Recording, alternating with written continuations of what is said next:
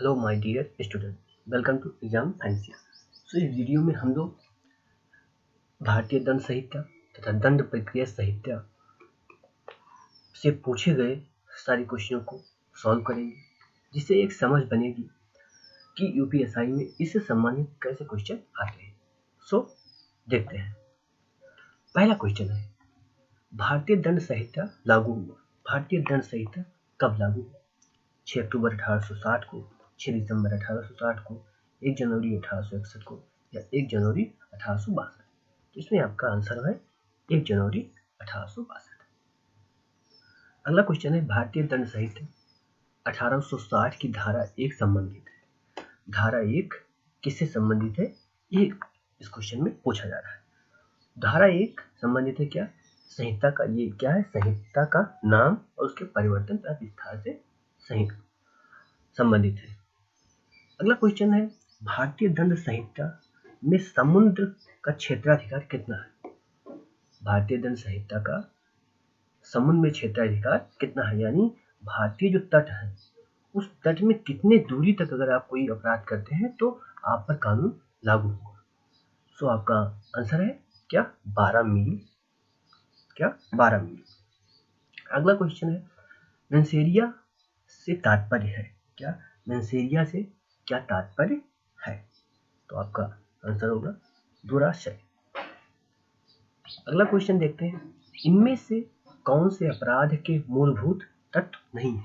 पहला, इंसान द्वारा किए गए। दूसरा, आपराधिक इरादा। तीसरा, कोई अवैध कार्य या चूक। अगला है, किसी अन्य व्यक्ति के शरीर या मन या प्रतिष्ठा को चोट पहुंचाना। सो इसमें पूछ रहा है कि कौन सा अपराध के मूल तत्व है। क्या? निम्न में कौन सा अपराध के मूल तत्व है? तो इसमें देखेंगे सभी आपका क्या होगा, सभी, अगर इसमें ऑप्शन बनाया जाएगा तो सभी अपराध के मूल तत्व के, इंसान भी होना चाहिए, आपराधिक इरादा भी, अवैध कार्य भी होना चाहिए और शरीर मन प्रतिष्ठा, किसी पर हानि पहुंचाया जाना चाहिए। तो आपका ये क्या आंसर सभी होगा। अगला क्वेश्चन है, भारतीय दंड संहिता 1860 ईस्वी में लॉर्ड मैकाले द्वारा प्रारूपित संहिता का संशोधन संस्करण है। इनमें किन देशों की दंड संहिता उसी प्रारूप पर आधारित है?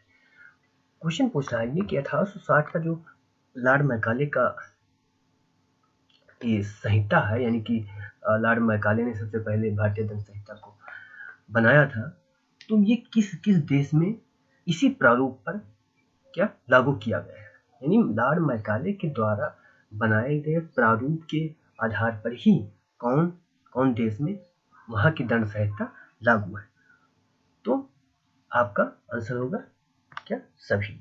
सिंगापुर में भी है, ब्रुनेई में भी है और लंका में भी है, यानी कि सभी आपका आंसर होगा। ठीक है, अगला क्वेश्चन देखते हैं, भारतीय दंड संहिता में स्त्री शब्द का अर्थ है क्या?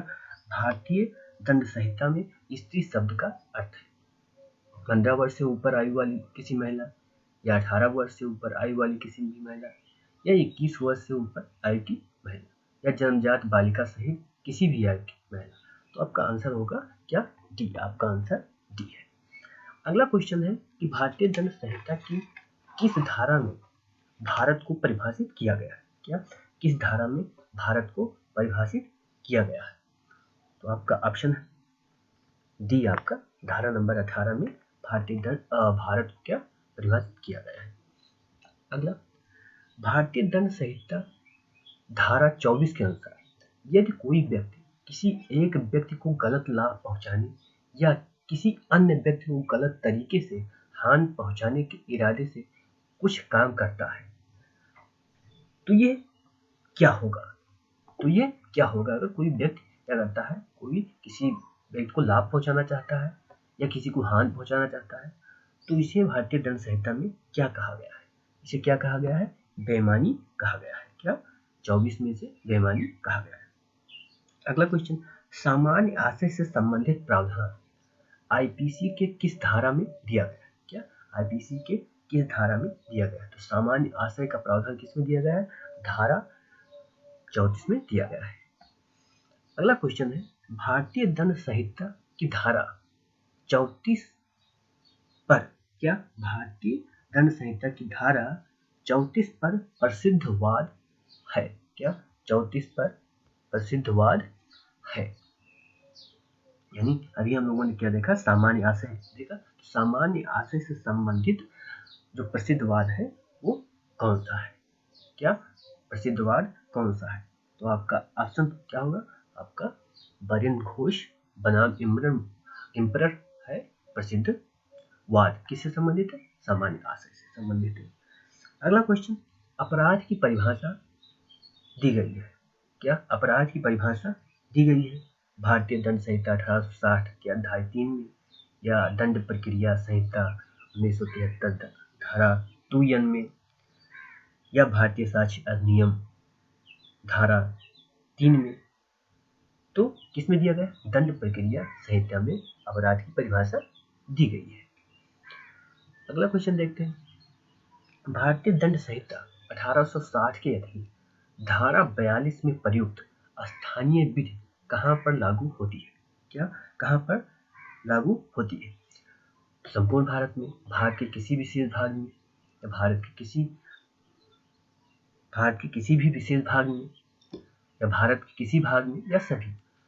तो भारत के किसी विशेष भाग में क्या स्थानीय विधि लागू होती है? आपका आंसर बा, यानी कि 42 के अंतर्गत जो स्थानीय विधि है भारत के विशेष भाग में लागू होती है। अगला क्वेश्चन है, भारतीय दंड संहिता की धारा 53 किस विषय से संबंधित है? भारतीय दंड संहिता की धारा 53 किस विषय से संबंधित है? तो दंड से संबंधित है। क्या दंड से संबंधित है? अगला क्वेश्चन देखते हैं, भारतीय दंड संहिता के अधीन कितने प्रकार के दंड की व्यवस्था की गई है? भारतीय दंड संहिता के अधीन कितने प्रकार के दंड की, क्या ये दंड है, दंड की व्यवस्था की गई है? तो आपका आंसर होगा क्या? 5 प्रकार के दंड की व्यवस्था है। अगला क्वेश्चन है, राम ने एक अपराध किया जिसके लिए सजा सिर्फ 40 रुपए का जुर्माना है। क्या ये जुर्माना है? लेकिन वो इस राशि का भुगतान नहीं कर सका। आईपीसी की धारा 67 के अनुसार उसे भुगतान न करने के लिए अधिकतम महीने तक जेल में कैद किया जा सकता है। क्वेश्चन क्या पूछ रहा है? किसी ने अपराध किया, अपराध जब आप करते हैं तो आपको दंड या जुर्माना दिया अपराध जब आप करते हैं तो आपको दंड मिलता है या जुर्माना आपको भरना पड़ता है, या दोनों हो सकता है। इसमें पूछ रहा है कि जुर्माना क्या हुआ, जज ने उस पर कहा कि आप जुर्माना भरिए, लेकिन उसने क्या जुर्माना नहीं भरा, तो उसे कितने माह तक सजा हो सकता है? ये क्वेश्चन इंपॉर्टेंट है। 2 माह तक। अगर आप जुर्माना नहीं भर सकते तो आपको 2 माह जेल जाना पड़ेगा। जैसे उदाहरण के रूप में हम लोग समझ सकते हैं, प्रशांत भूषण को 1 रुपए का जुर्माना देना था, अगर वो नहीं देते तो उन्हें 2 माह तक जेल होती। अगला क्वेश्चन देखते हैं, भारतीय दंड संहिता के अनुसार निम्नलिखित निष्कर्ष में से कौन सा सही है? निम्नलिखित निष्कर्ष में से कौन सा सही है? पहला, एक छड़ी से कोई व्यक्ति है, एक छड़ी से जेड को 50,000 मारता है। यदि एक प्रहार के लिए 1 वर्ष सजा है तो ए को सजा के रूप में 50 वर्ष का कारावास होगा। अगला है बा, जब ए जेड को मारता है तो वाई हस्तक्षेप करता है और ए जानबूझकर वाई को भी मारता है। ए जेड को स्वेच्छा से चोट पहुंचाने के लिए, एक सजा के लिए, और वाई को मारने के लिए एक अन्य सजा के लिए उत्तरदायी है। इसमें क्या पूछा है कि एक व्यक्ति है जो किसी व्यक्ति को 50 छड़ी मारता है, फिर वो दूसरा व्यक्ति जब आता है, हस्तक्षेप करता है तो उसको भी मारता है। तो इसमें पूछा गया है कि निष्कर्ष में कौन सा सही होगा। पहला आप ये जानिए कि अगर आप किसी को 1 छड़ी मारे या 20 छड़ी मारे 1 छड़ी मारे या 20 छड़ी मारे, आपको सजा क्या मिलेगा, उतना ही मिलेगा। ठीक है, तो पहला तो हो ही नहीं सकता कि अगर उसने 50 छड़ी मारी तो 50 वर्ष, पहला गलत होगा। अब बचा बी, तो आपका बी सही होगा क्योंकि आपने दूसरे को भी मारा। क्या, आपने दूसरे को भी मारा, तो आपको वायु को मारने के लिए भी सजा मिलेगा। तो आपका ऑप्शन जो होगा ऑप्शन 3 यानी कि बा सही होगा। अगला क्वेश्चन है, एक जल्लाद जो मृत्युदंड निष्पादित करता है भारतीय दंड संहिता की धारा के अंतर्गत वो अपराध से मुक्त है। कौन सी धारा है, यानी जो जल्लाद होता है फांसी देने वाला, वो फांसी देता है लेकिन उसे सजा नहीं दिया जाता, तो किस धारा में बताया गया है कि वो उसे सजा नहीं दिया जाता, तो आपका ऑप्शन बी सही होगा। अगला क्वेश्चन, भारतीय दंड संहिता के अनुसार निम्न में कौन सा निष्कर्ष क्या है, सही है। पहला है 6 वर्ष के एक बच्चे, ए 6 वर्ष का एक बच्चा है, ये बहुत सारी मार धाड़ की फिल्में देखी। एक दिन वह बच्चा बी को जोर से धक्का देता है जिसकी वजह से वो बच्चा बुरी तरह घायल हो गया। ए ने कोई अपराध नहीं किया। दूसरा, क्यू ने पी को बिना बताए एक नशीली पदार्थ खिला दिया। क्या, नशीली पदार्थ खिला दिया। उस नशीली क्या ये उस नशीली पदार्थ के प्रभाव में यह न जानते हुए कि उसके हाथों क्या हो रहा है, पी ने आर की हत्या कर दी। पी ने कोई अपराध नहीं किया। तो इसमें आपसे पूछ रहा है कौन सा निष्कर्ष सही है। तो अगर 6 साल का बच्चा है तो कोई भी काम करता है तो उसे अपराध नहीं माना जाता है। क्या, अपराध नहीं माना जाता। तो पहला तो आपका सही होगा। दूसरा, अगर आप किसी व्यक्ति को नशा करा के उससे कोई गलत काम कराते हैं तो वो जब गलत काम करता है तो वो अपराध नहीं माना जाता है, तो बी भी आपका क्या होगा, सही होगा, यानी कि आ बा दोनों सही है। अगला क्वेश्चन देखते हैं, निम्न में से कौन सा वाद उन्मत्तता के आधार पर प्रतिरक्षा का अधिकार देता है। तो पहले आप ये समझ लीजिए कि उन्मत्तता होता क्या है। उन्मत्तता का सामान्य सा मतलब कि आप जब होश में ना रहे, क्या, होश में आप ना रहे और उस समय आप कोई कार्य करते हैं तो उसे उन्मत्तता कहते हैं। ठीक है, तो इसमें पूछ रहा है कि उन्मत्तता के आधार पर प्रतिरक्षा का अधिकार देता है, यानी कौन सा क्या है वाद है, आपको पता लगाना है। तो मैकनाटन जो वाद है वो इससे संबंधित है, यानी कि आप अगर नशे में हैं और आपको नशा किसी दूसरे ने कराया है या आप पागल हैं तो आप अपराध नहीं कर सकते। क्या, अपराध नहीं कर सकते। अगला क्वेश्चन है, भारतीय दंड संहिता की कौन सी धारा अनैच्छिक मतता के आधार पर प्रतिरक्षा से संबंधित है। क्या, अनैच्छिक मतता, यानी कि आपकी इच्छा नहीं है किसी को मारने की, तो ये धारा कौन सी है, तो धारा नंबर क्या 85 जो है सही है आपका। क्या, धारा 85, इसमें ये दोनों ठीक है, आबा यानी कि सही है। अगला क्वेश्चन, भारतीय दंड संहिता के संदर्भ में निम्न में कौन सा वक्तव्य सही है। क्या, भारतीय दंड संहिता के संदर्भ में कौन सा वक्तव्य सही है। पहला, भारतीय दंड संहिता, क्या ये भारतीय है, भारतीय दंड संहिता की धारा ये कहती है, क्या भारतीय दंड संहिता की एक धारा ये कहती है कि किसी अपराध को करने के लिए राजी हो जाना ही अभियुक्त को दंड देने के लिए पर्याप्त है। क्या, अगर कोई क्या राजी हो जाए केवल अपराध करने के लिए तो आपको सजा मिल सकती है, पहला ये बोल रहा है। दूसरा, भारतीय दंड संहिता की एक धारा यह कहती है कि आत्महत्या की कोशिश एक अपराध है। क्या, आत्महत्या की कोशिश एक अपराध है। ठीक है, तो भारतीय दंड संहिता की 120, क्या भारतीय दंड संहिता की धारा 120 आपराधिक क्या आपराधिक षड्यंत्र से संबंधित है, यानी आप अपराध करने के लिए केवल राजी हो जाए। क्या, अपराध करने के लिए केवल राजी हो जाए तो क्या हो जाएगा, आपको दंड दिया जा सकता है, यानी कि राजी हो गए, यानी कि षड्यंत्र आप करने लगे। क्या किसमें है ये, 120 में है, क्या 120 में ये है, ठीक है। 309 क्या कहता है कि आप अगर आत्महत्या करते हैं तो क्या है, अपराध है, क्या 309 क्या कहता है, आत्महत्या अपराध है। तो आपका आंसर क्या होगा, आबा दोनों सही है, क्या दोनों सही है, ठीक है। अगला क्वेश्चन देखते हैं। भारतीय दंड संहिता के किस में प्रावधान है, क्या आपराधिक षड्यंत्र के लिए। क्वेश्चन क्या कह रहा है, भारतीय दंड संहिता के किस प्रावधान में आपराधिक षड्यंत्र, क्या किस प्रावधान में आपराधिक षड्यंत्र के बारे में है, क्या आपराधिक षड्यंत्र के बारे में है, या आपराधिक षड्यंत्र के लिए दंड दिया जा सकता है। तो आपका ऑप्शन क्या होगा, आपका 120 धारा बी में क्या ये बताया गया है,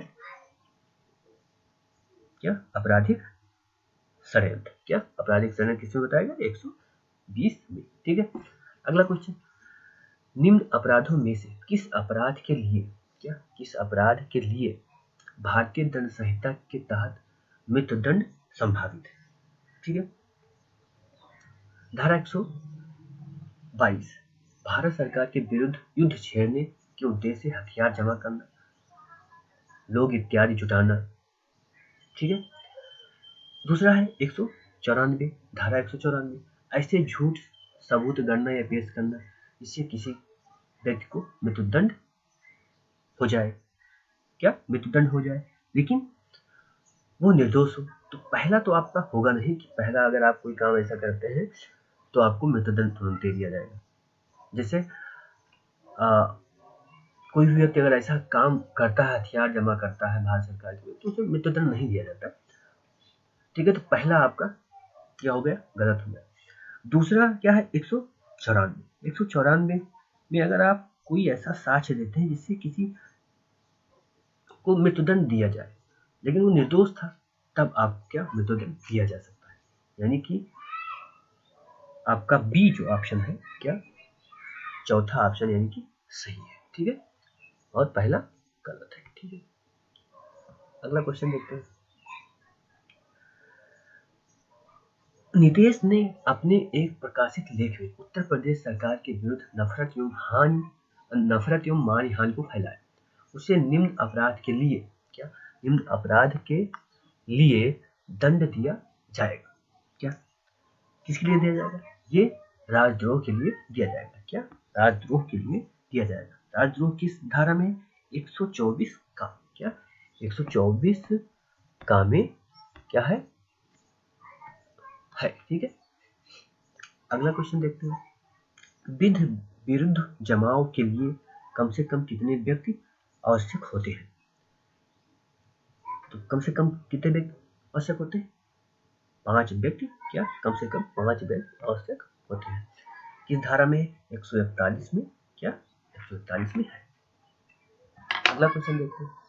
भारतीय दंड संहिता की धारा 146 के अनुसार जब भी गैर कानूनी जनसमूह या उसके किसी भी सदस्य द्वारा बल या हिंसा का प्रयोग किया जाता है, ऐसे जनसमूह के आम उद्देश्य के अभियोजन में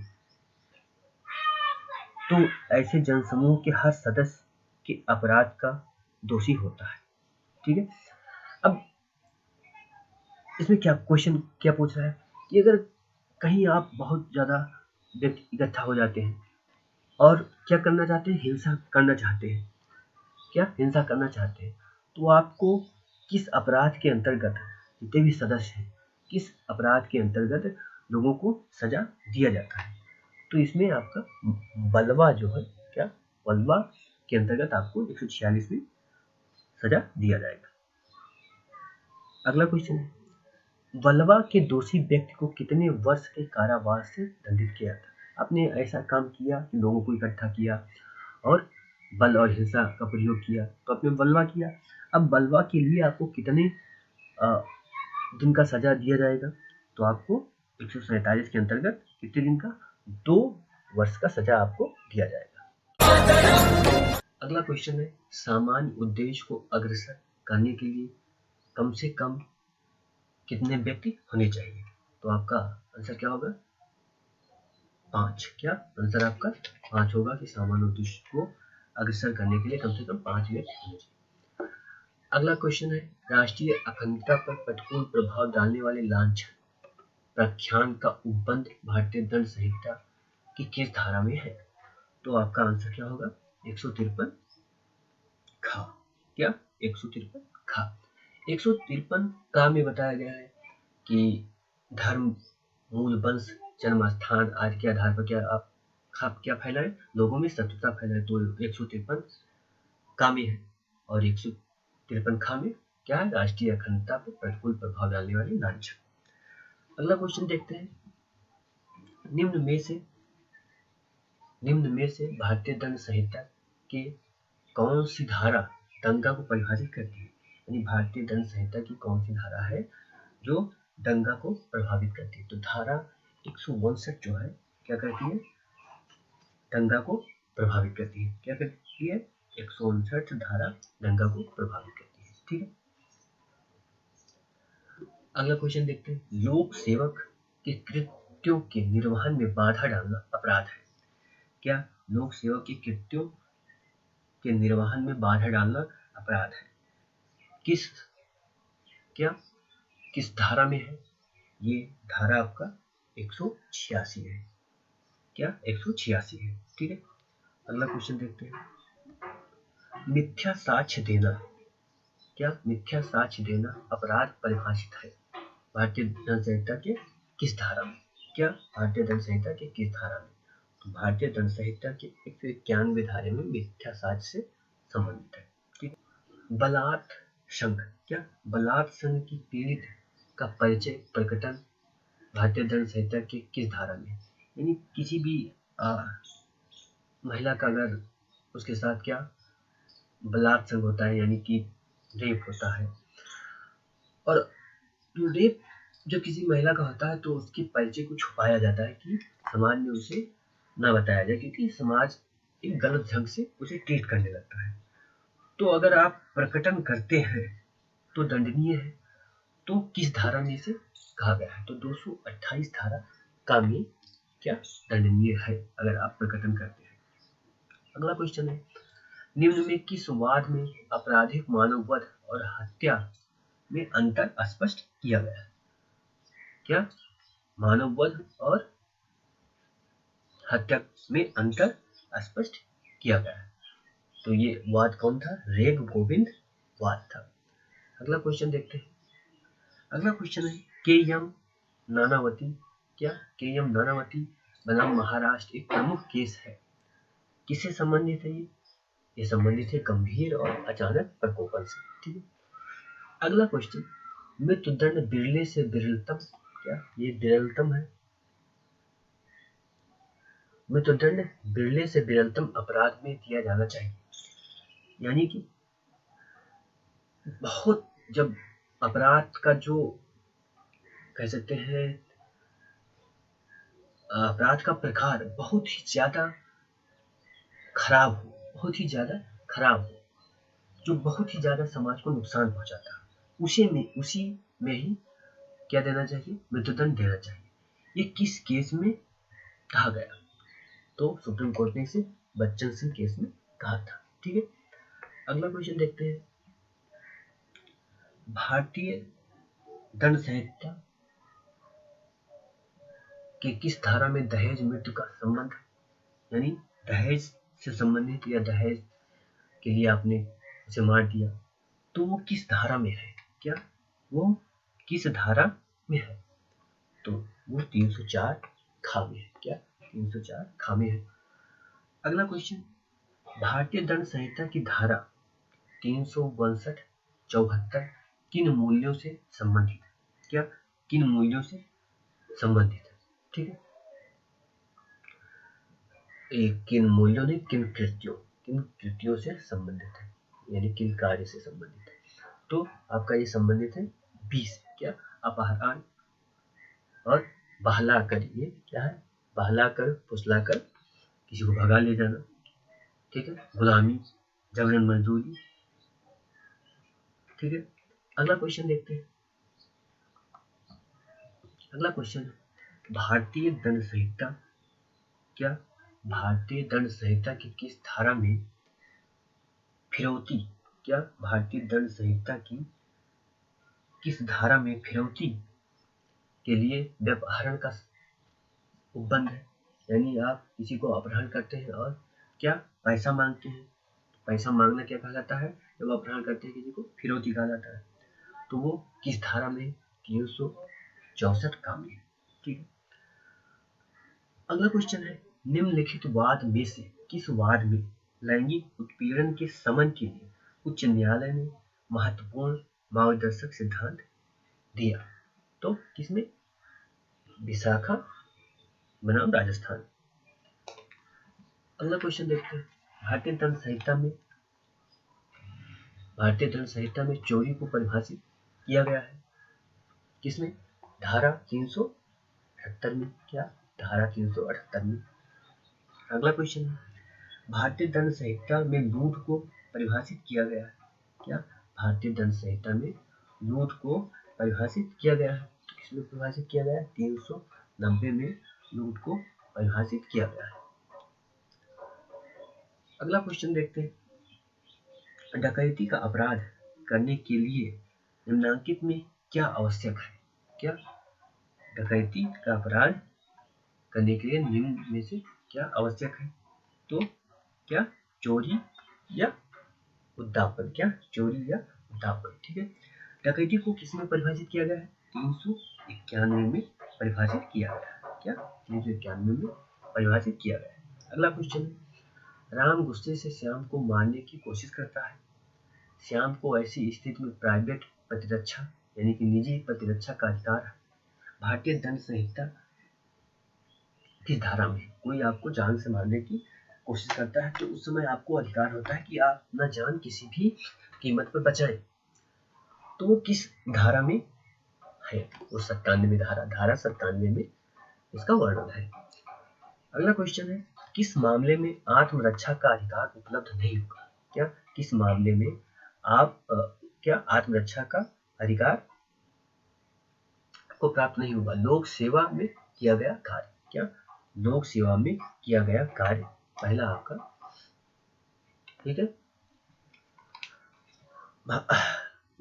अगला क्वेश्चन देखते हैं, आत्मरक्षा का अधिकार।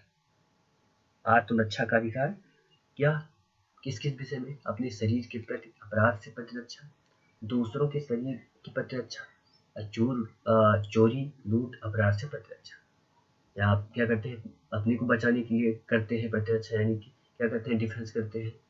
दूसरे को बचाने के लिए भी आप कर सकते हैं प्रतिरक्षा। चोरी लूट अपराध से प्रतिरक्षा, यानी कि चोरी लूट हो रहा है तो उसको उस समय आप किसी को क्या मारते पीटते हैं तो ये अपराध नहीं होता है। तो ये सभी आत्मरक्षा के अधिकार के अंतर्गत आते हैं। क्या? आत्मरक्षा के अपराध के अंतर्गत आते हैं। ठीक है, अगला क्वेश्चन,